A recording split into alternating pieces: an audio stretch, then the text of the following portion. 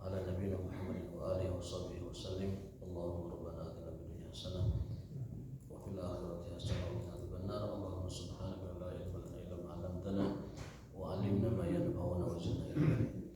Allahumma anta musallam fina min al-mu'minina fi Filastin wa fi kulli makan. Amin ya rabbal alamin.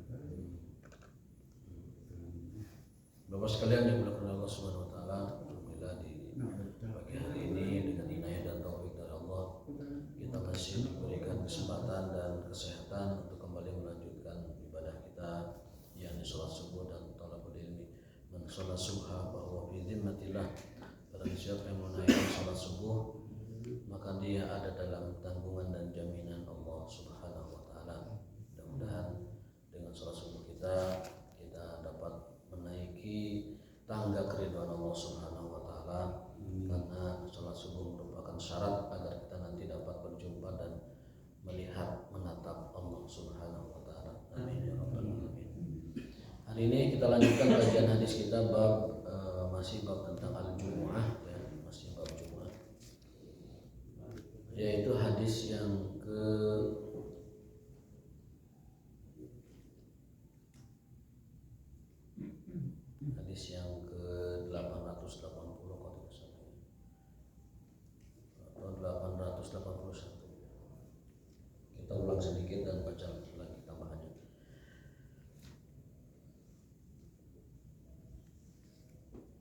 Haddatsana Ali bin Abdullah bin Ja'far qala haddatsana Harami ibnu Ammarah qala haddatsana Syu'bah an Abi Bakar ibnu Munkadir qala, dan seterusnya ya.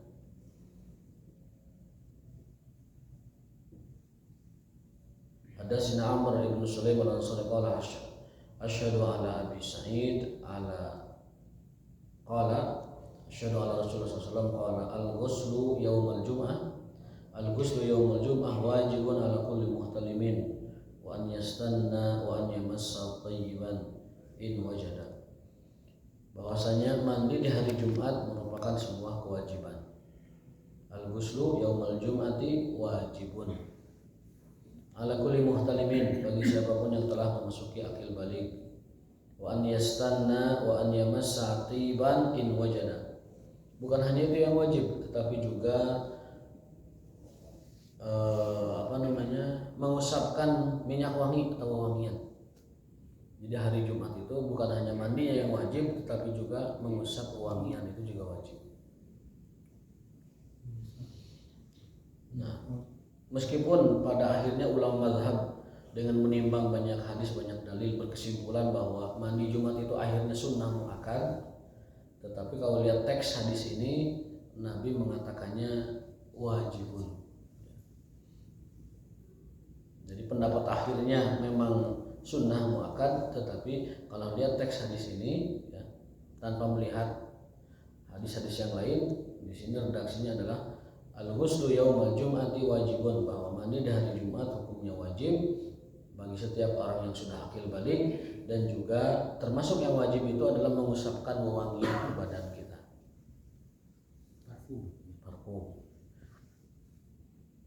Parfum boleh, minyak wangi boleh. Bukan hanya badan sebenarnya yang dianjurkan. Mengharumkan ruangan itu juga bagian dari sunnah yang sangat dianjurkan Rasulullah. Dan setan itu tidak suka ruangan-ruangan yang wangi. Tidak suka. Artinya setan itu sukanya ruangan yang bau. Kalau rumah kita ingin jauh dari setan, bikin wangi rumah kita. Maka orang Arab selalu pakai bukhur. Bukhur itu gaharu yang ditaburkan ke semacam nanti. Bukan dupa.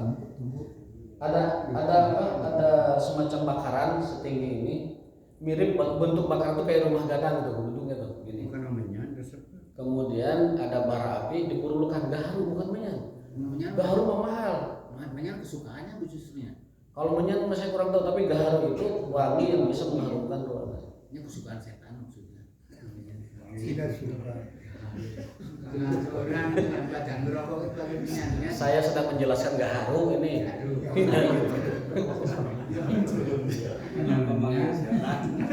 Jadi ruangan wangi itu disunahkan oleh Rasulullah SAW. Ruangan yang wangi itu tidak disukai oleh syaitan. Dan yang disukai syaitan itu ruangan yang bau pakaian kotor, bau cucian kotor, bau awak kotor, bau kesan, gantung. Makanya setan itu paling suka tinggal di situ. Kalau kita punya wastafel, piring kotor itu jangan dimalamkan, itu setan betah di situ.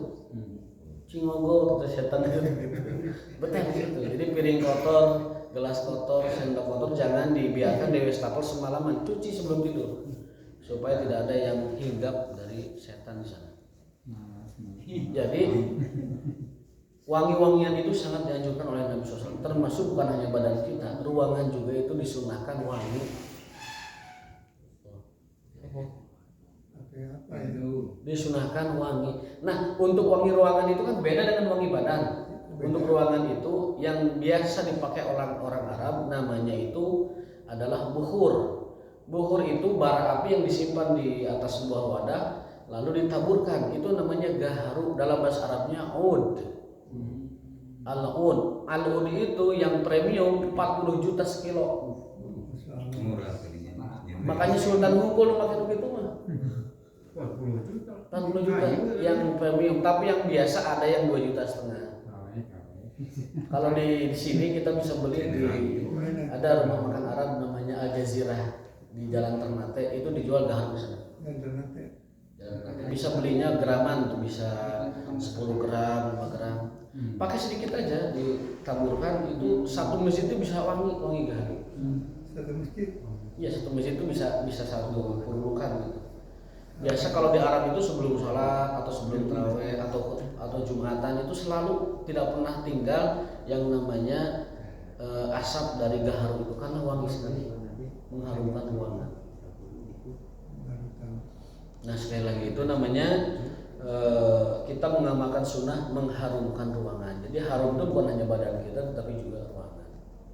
Kalau nanti ada rezekinya ya bisa juga itu kita pasang bukhur kita bikin wangi ruangan itu dengan bukhur yang biasa dipakai di orang-orang Arab. Tapi ya itu lumayan harganya mahal ya. Kalau bisa nanam gaharu silahkan, cuman kata orang yang pernah berbisnis gaharu di Indonesia itu sangat dijaga ketat, itu pun di hutan-hutan di Kalimantan, di Papua. Kalau di kita ini baru ditanam 3 bulan biasanya sudah ada yang nyabetan gitu. Karena saking mahalnya. Baru tumbuh segini itu udah hilang biasanya kalau nggak dijagain. Kita misalnya punya satu petak tanah ditanamin, itu nggak lama 3 bulan 4 bulan biasanya sudah sapat gitu, sudah kadekan gitu, sudah diambil. Karena bernilai ekonomis yang sangat tinggi. Dan biasanya diekspor ke negara-negara Timur Tengah. Di sana sangat lazim dan lumrah sekali. Namanya gaharu. Kalau menyan itu memang biasa dipakai untuk orang-orang yang bertaamul dengan perdukunan. Kalau di kita, ya, maksud saya bukan itu. Yang saya maksud itu gaharu, kayu gaharu itu bahasa Arabnya al-ud. Ditaburkan ke api, ke bara, itu wanginya luar biasa, segar dan membuat orang itu bergairah dalam ibadah. Coba buktikan, itu sangat segar sekali. Makanya tarawihnya semangat, itikafnya semangat, tahajudnya semangat, sholatnya semangat. Itu diwangikan ruangannya dengan gaharu. Jangan jangan pakai hairspray begini. Itu wangi, cuman yang begitu wanginya kurang sedap gitu. Bagusnya itu yang gaharu. Di atas bara.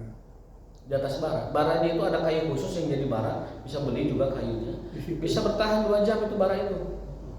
Bara kayunya itu bisa bertahan 2 jam. Jadi kita tinggal mengisi gaharu saja ditaburkan di sini. Segini kecil-kecil.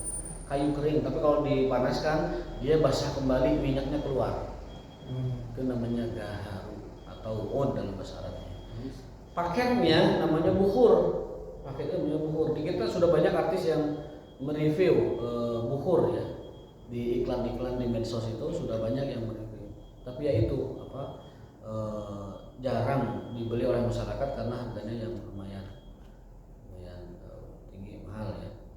Hadis yang ke-880 bahwasanya Rasulullah bersabda, al-ghuslu bahwa mandi hukumnya di hari Jumat adalah wajib bagi setiap yang akil balik, juga mewangikan badannya dengan minyak wangi. Jadi berangkat ke masjid Jumat jangan sampai bau badan kita itu melenghir. Ngehir-wir gitu kan. Bau esam, bau tomat, bau bawang, jangan. Bau wangian. Disemprot atau diusap ataupun juga kalau ada dibakar wangian, beda-beda caranya.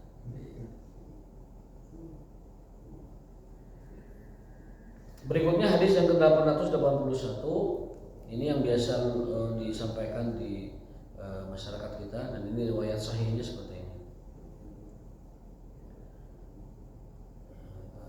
An Abi Shalih As-Samman an Abi Hurairah radhiyallahu anhu anna Rasulullah sallallahu alaihi wasallam man igtasala yaumal jum'ah, barang siapa yang mandi di hari Jumat, guslal janabah, mandinya mandi junub. Nabi itu memerintahkan mandi Jumat itu mandi junub. Bahkan di hadis lain, barang siapa yang mandi junub dan membuat istrinya junub. Berarti junub itu yang sunnah, disebut sunnah Rasul itu sebelum Jumat atau pagi Jumat, boleh pada subuh, boleh jam 7, boleh jam 8, boleh. Yang penting sebelum Jumat. Jadi persepsi manusia bahwa yang namanya ibadah suami istri malam Jumat itu keliru. Yang benar itu pagi Jumat, bukan malamnya. Malamnya mah ya umum saja, mau silahkan, mau enggak juga. Tapi kalau yang beranggapan itu adalah sunnah Rasul yang dianjurkan, itu justru sebenarnya pagi Jumat. Supaya seger, Jumat itu seger gitu. Jadi pagi itu berhubungan, istirahat, mandi junub, ke Jumatan itu seger. Jadi bisa melihat khotib itu bisa cekas begitu, cenghar begitu. Gitu kan. Karena sudah plong, jiwa raganya sudah plong, mandi sudah bersih, kemudian hasrat juga sudah disalurkan, jadi mantap ya. Bagi yang belum punya, tiarap dulu saja. Duta ayaman tiarap dulu. Khususon lil mutazawijin. Kalau yang tidak ada atau sedang kosong, maka istirahat tiarap. Karunya. Ini motivasi mungkin juga supaya bisa mengamalkan sunnah sebelum Jumat. Jadi motivasi. Beliau bersabda, man igtasala yaumal jum'ah ghusla janabah, barang siapa yang mandi junub di hari Jumat. Di riwayat lain mandi junub dan membuat istrinya mandi junub. Summa raha, lalu dia berangkat ke masjid, faka'anna maqarraba badanah. Berangkat awal waktu dia seperti mendapatkan hadiah onta. Seperti mendapatkan hadiah onta, bahasa Arabnya seperti dia berkurban kepada Allah, mendekatkan diri dengan seekor unta. Jadi orang yang berangkat ke masjid lebih dulu, dia bagaikan berkorban dengan seekor onta. Kan kurban onta teh mahal Pak, 30 juta ya. Zaman dulu saya kesana itu masih 20 juta, sekarang itu sudah 30 jutaan. Jadi barang siapa yang datang ke masjid awal waktu, dia seperti berkurban dengan seekor unta. Badanah. Untanya unta gemuk, unta subur, unta yang lintuh begitu. Bukan unta yang kurus, badanah.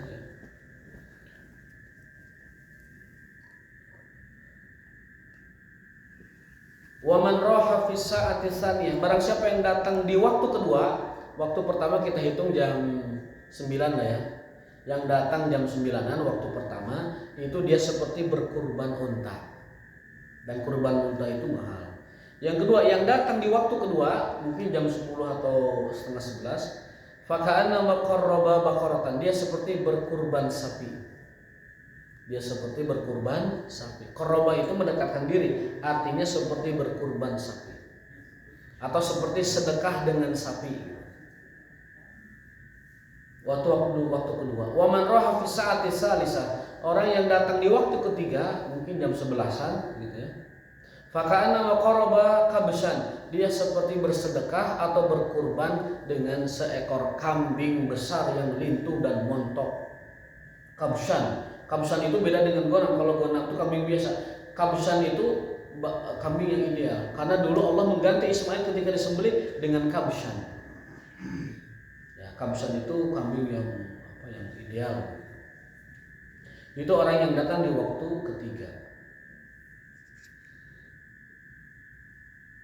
Wa man raha fi sa'ati rabi'ah, barang siapa yang datang di waktu keempat jam 11-an atau mungkin mendekati setengah 12, faka'annama qaraba dajajatan, dia bagaikan sedekah dengan ayam.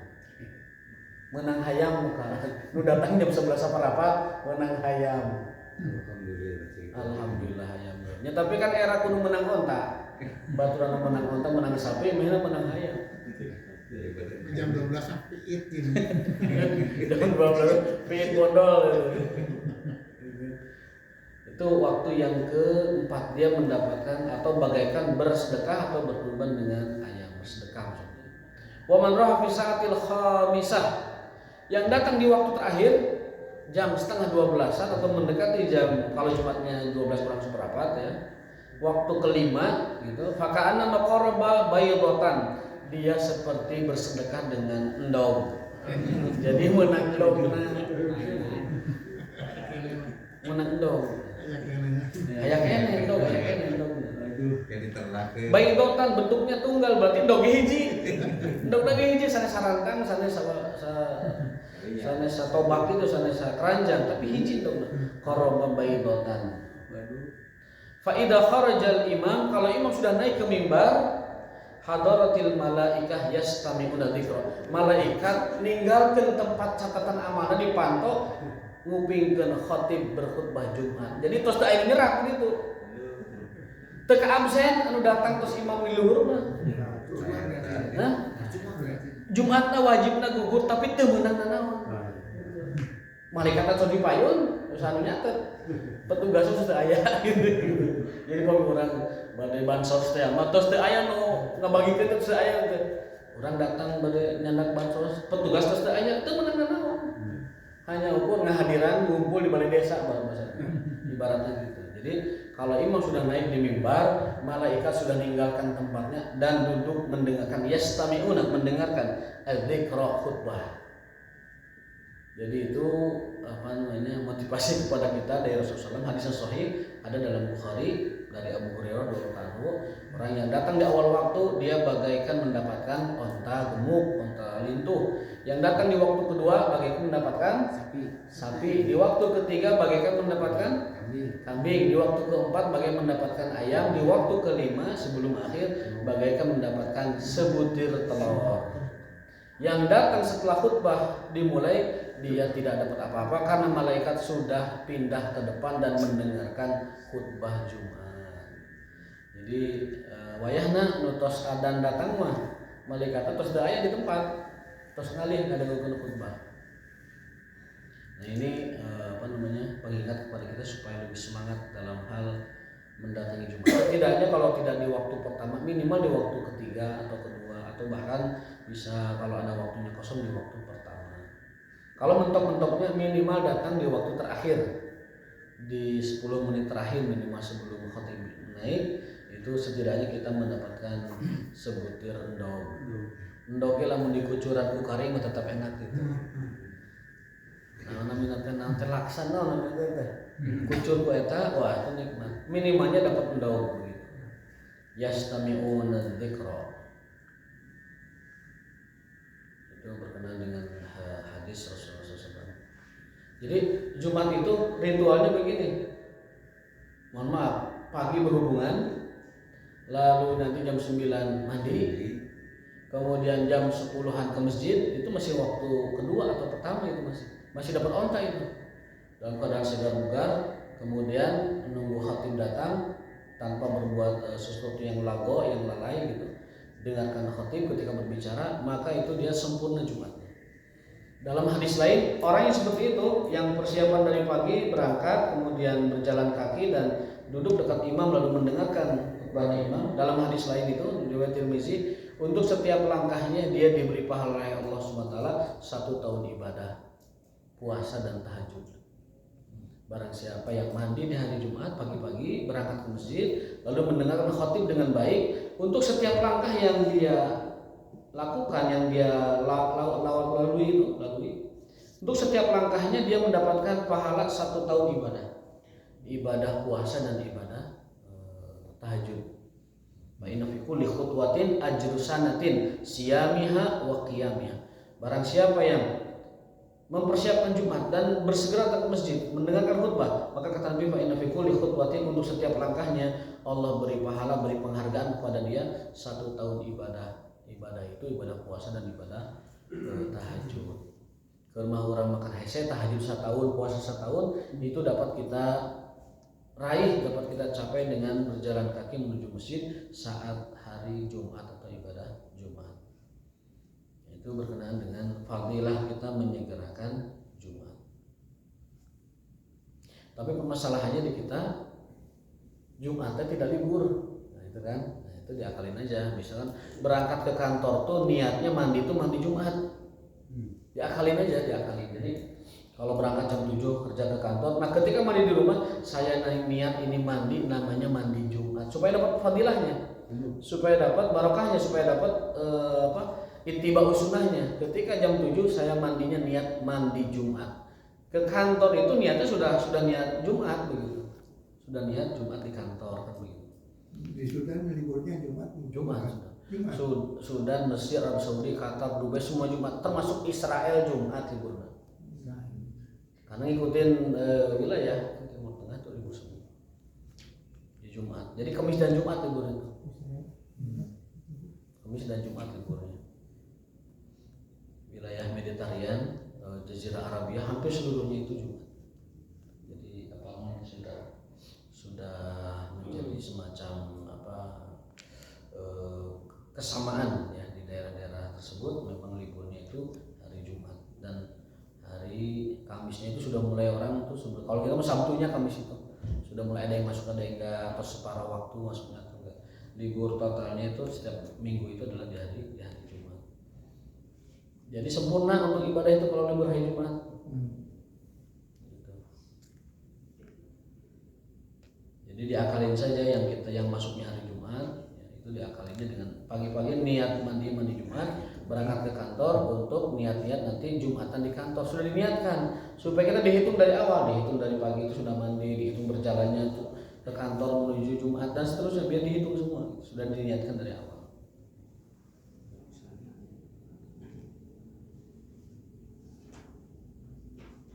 Nah, berikutnya adalah hadis yang ke-883. 82-nya hampir sama dengan yang di atas. Idza raha ahadukum ilal jum'ati falyaghtasil. Jika seorang di antara kalian pergi menuju Jumatan, maka hendaklah dia mandi terlebih dahulu, sama dengan atas.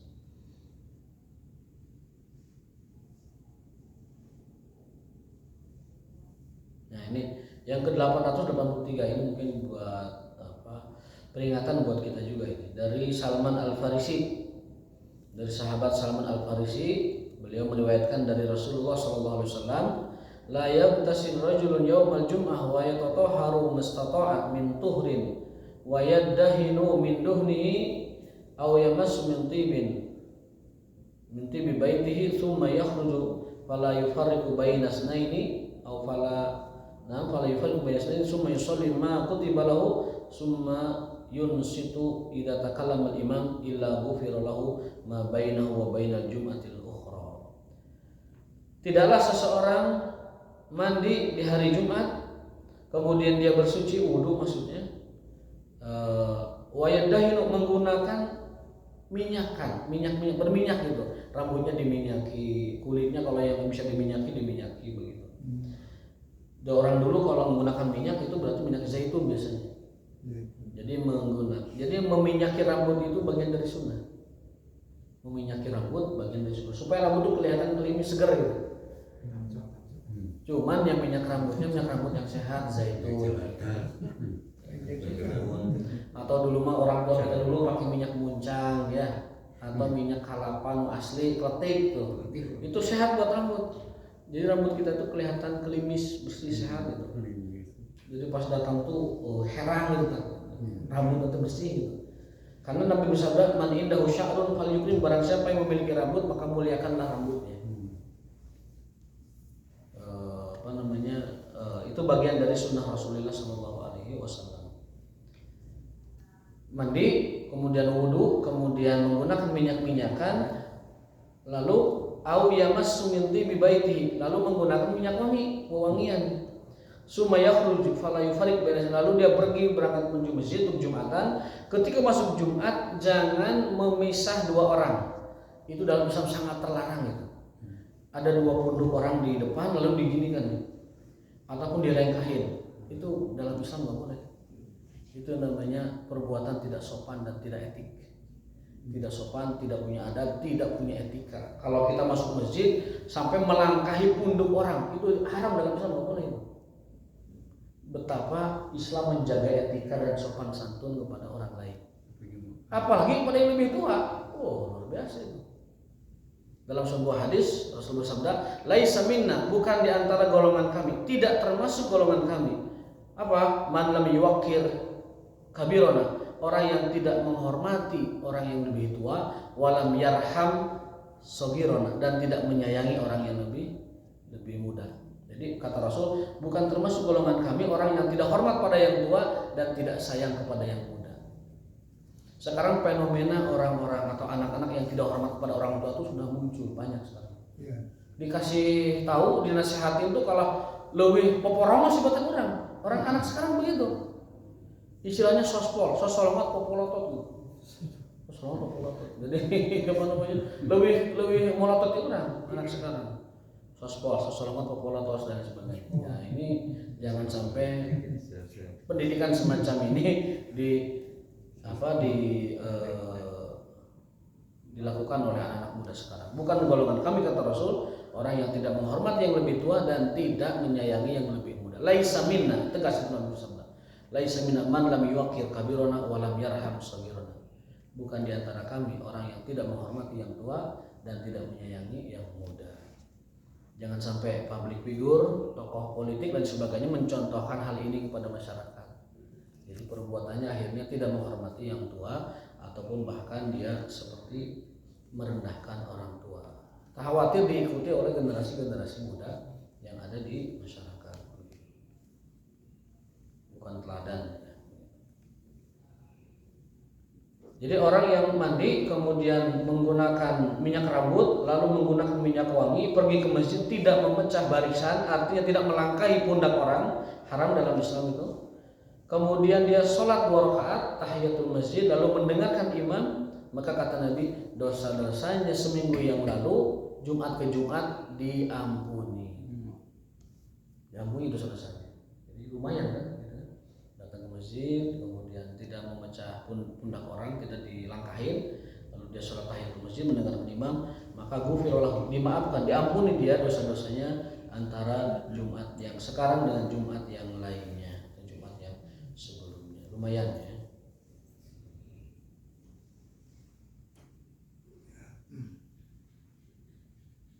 Hadis yang ke-884 ini lebih tegas lagi.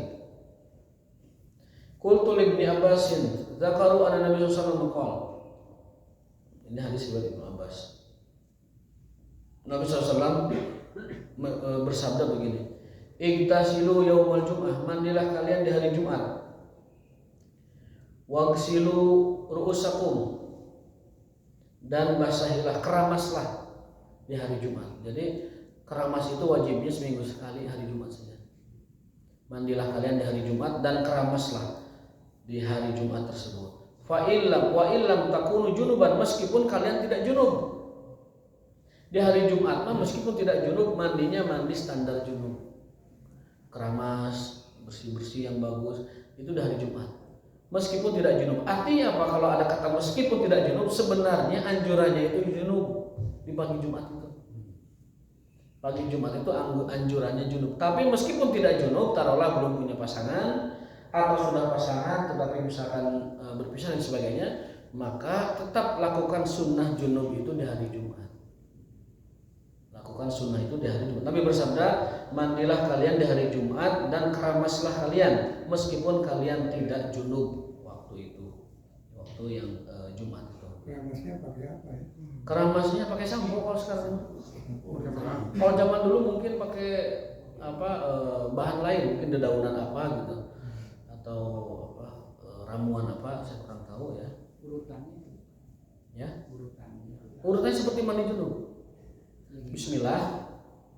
Setelah bismillah wudu, setelah wudu itu banjurkan air ke kepala 3 kali, lalu ke kanan 3 kali, kiri 3 kali, lalu gebruskan Brus. sampai keramas begitu. Nah itu tata cara mandi junub. Tapi sebelum digebruskan ke kepala, diluru-luru kepalanya begini pakai air sampai airnya masuk ke rambut-rambut kita. Baru setelah itu diguyur pakai air kanan kiri dan seluruhnya adalah semuanya. Itu tata cara mandi junub. Lakukan itu di hari Jumat dan keramas meskipun tidak junub. Artinya hukum asalnya mah junub. Tapi kalau tidak junub nggak apa-apa, lakukan saja sunnahnya. Sunnah mandi junubnya itu untuk hari Jumat. Tapi kan kita menghitungnya kan ngitungnya itu kan kita kan untung nggak untung. Artinya kalau mandi junub itu diharuskan, daripada mandi junub hukum yang mendingan sekalian junub nah gitu. Ya kan, daripada mandi hukum temenan naon yang mending junub sekalian. Junub terus mandi. Gitu.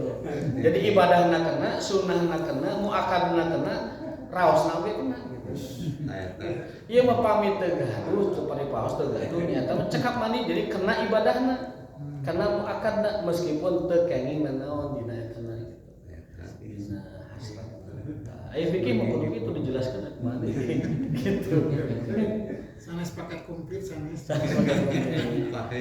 Jadi muakadna kenging tapi dunianya teu kenging teh kitu.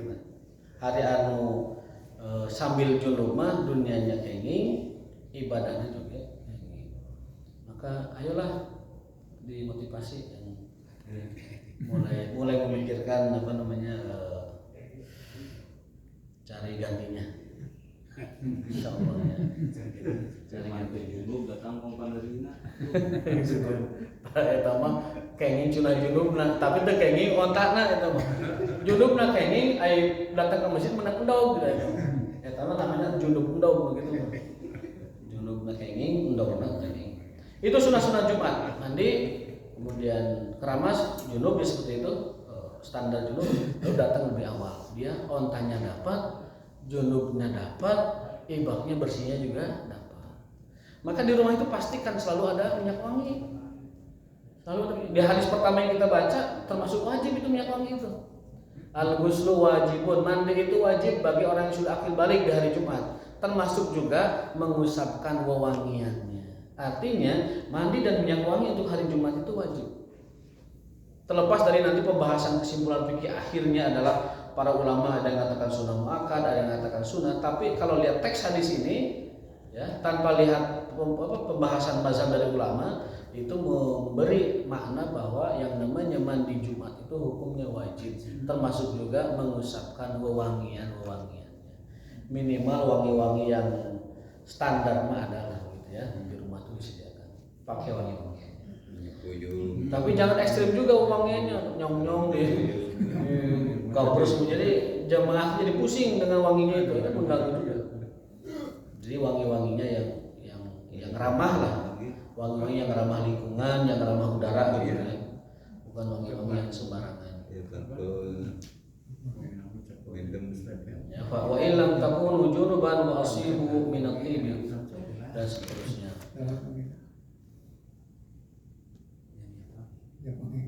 Minyak wanginya bebas Pak. Minyak goyong gitu kan. Memang kalau Rasul itu menyukai minyak itu misik. Tapi misik yang asli, bukan misik yang sekarang. Misik yang sekarang itu baunya menyengat dan kurang enak. Misik yang asli itu sangat wangi sekali dan adem gitu. Adem sekali. Ya? Nggak apa-apa. Alkohol itu kan haram diminum, tapi tidak haram dipakai. Jadi alkohol itu, minyak wangi yang beralkohol itu boleh dipakai, tetapi yang nggak boleh itu diminum. Jadi sesuatu yang diharamkan diminum belum tentu itu diharamkan untuk dipakai. Jadi kalau wanita itu kosmetik yang beralkohol, minyak wangi yang beralkohol atau lain sebagainya itu untuk pemakaian luar tidak apa-apa. Yang nggak boleh itu diminum. Minyak wangi ditohtor gitu. Eta mah tapi kahitut-hitutna bakal seungit itu. Karena ditohtor gitu. Jadi yang haram diminum itu tidak mengharamkan pemakaian selain diminum. Itu kaidahnya demikian. Kaidahnya. Jadi penggunaan hand sanitizer, kemudian penggunaan tisu beralkohol itu tidak mengapa karena kan tidak diminum. Yang haram itu ataupun tisu sterilisasi galon aqua itu ya, galon segala macam itu tidak apa-apa karena kan tidak diminum. Jadi yang diharamkan diminum itu tidak diharamkan digunakan untuk yang lain. Para dokter misalkan sterilisasi wadahnya, alat gitu ya, atau segala macam lah. Bekas luka, bekas suntik di sterilisasi dengan alkohol tidak apa-apa. Karena yang tidak boleh itu diminum. Kalau di penggunaan lain itu dibolehkan. Tidak apa-apa gitu ya. Termasuk vaksin juga. Termasuk alkohol buat Kalau sterilisasi. tidak dimakan. Salah. Pembahasannya lain itu ya. Panjang itu pembahasannya. Iya ya.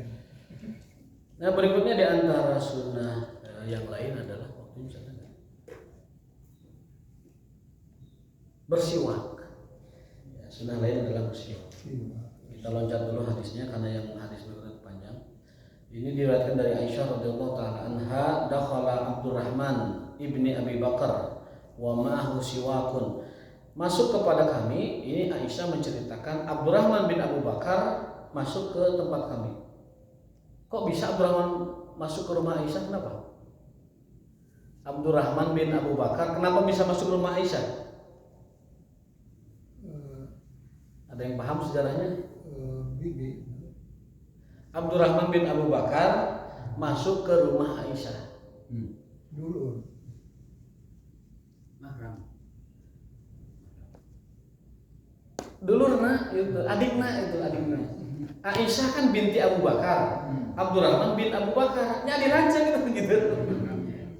Kalau tidak tahu sejarah, loh, kok Abdurrahman bisa masuk ke kamarnya Aisyah? Ini adiknya. Dia itu mahramnya, bisa masuk ke rumah Aisyah radhiyallahu taala.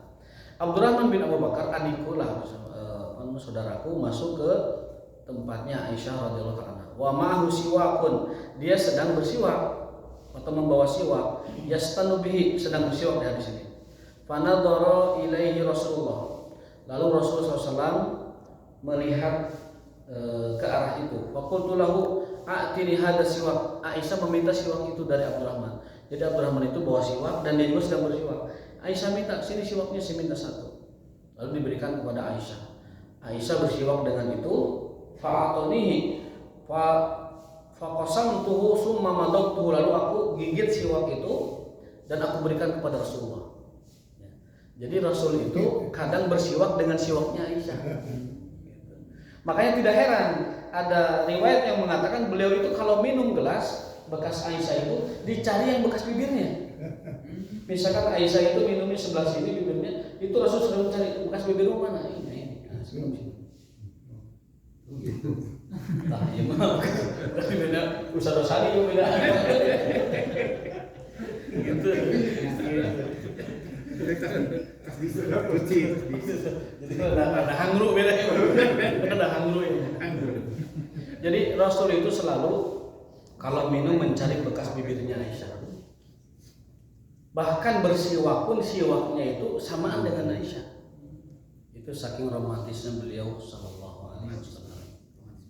Romantis banget. Sering berlari-lari, sering saling kejar-mengejar di rumah. Jadi beliau itu dengan Aisyah suka kejar-kejaran di rumah. Silih tewak begitu, siapa yang duluan. Kadang berlari, balap lari gitu. Sahabat melihat itu perlombaan lari Rasul dengan Aisyah. Itu sangat romantis sekali beliau sallallahu alaihi wasallam. Memang dalam Islam itu aki pada praktek mangga. Pilih mana? Amu ayo balap lari supados ieu romantis sapados Rasul sareng Aisyah gitu. Mangga. Geus ambulan teh ayo cenah Tapi siwak mah jadi berubah, Bang. Mohon. Siwak digigit sama Aisyah dipakai oleh Nabi SAW. Jadi Nabi dengan Aisyah itu satu siwak. Orang makan ngangge sikat gigi di rumah juga masing-masing kan. Masing-masing. Nah beliau itu dengan Aisyah itu beliau menggunakan siwaknya Aisyah. Memang kadang-kadang keberkahan itu dalam hal-hal yang seperti itu dalam keluarga ya. Ada hadis begini, barang siapa yang makan telah selesai makan falaya usahyadahu, jangan cuci tangannya sebelum dia menjilatinya atau menjilatkannya kepada orang lain. Apa kata ulama? Karena bekas makan itu ada barokah di tangan. Dalam Bulughul Maram juga dijelaskan, tidak boleh orang mencuci tangan sebelum dia menjilati bekas makanannya atau menjilatkan kepada orang lain. Nah, pada orang lain ini kata para ulama bukan orang sembarangan, tapi orang-orang terkasih. Jilatkan bekas makanan kita ke anak kita, ke istri kita, ke pembantu, budak kalau dulu ya, budak saya, dan macam. Atau kepada murid. Dalam syarah hadis Al-Andalusi mengatakan, karena di situ ada keberkahan. Jadi jilatkan bekas makan kita. Kalau kita mau menjilati silakan. Kalau tidak, karena kita ingin berbagi berkah, jilatkan kepada orang lain. Mah, sini mah, ini papa udah makan, sini baris.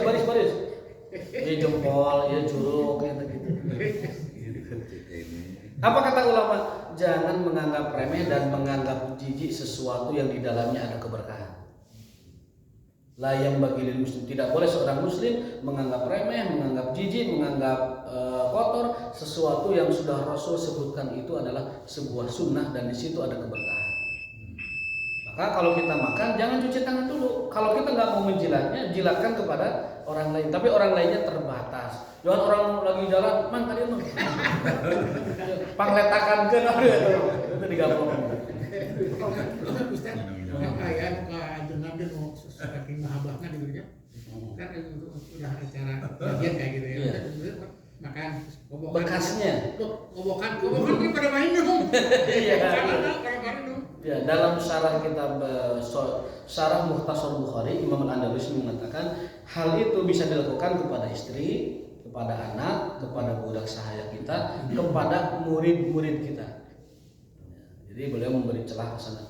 Bukan hanya istri, anak, dan budak sahaya. Budak sahaya sekarang nggak ada. Nah, murid itu bisa mencari berkah dari gurunya dengan cara menjilati bekas makan gurunya. Kalau zaman sekarang mungkin tidak lumrah ya. Mungkin maksudnya bekas minumnya, bekas makannya. Jadi kalau gurunya sudah makan di situ, di piring itu, murid itu makan di situ. Gurunya sudah minum di gelas mana, muridnya ngabisin kopinya, itu biasa. Karena tahsilan lil barakah. Di situ ada keberkahan dari makanan itu, berkahnya di situ.